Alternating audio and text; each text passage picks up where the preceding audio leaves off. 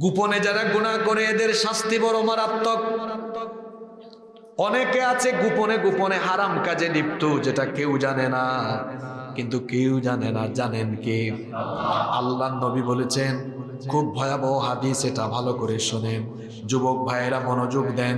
আল্লাহর নবী বলেছেন, কিয়ামতের ময়দানে তিহামার শুভ্র পর্বতমালা সম পরিমাণ নেক আমল করে কোনো ব্যক্তি হাসরের মাঠে উঠবে, কিন্তু পাহাড় সম পরিমাণ আমল মুহূর্তের মধ্যেই ধুলাবালি হয়ে উড়ে যাবে।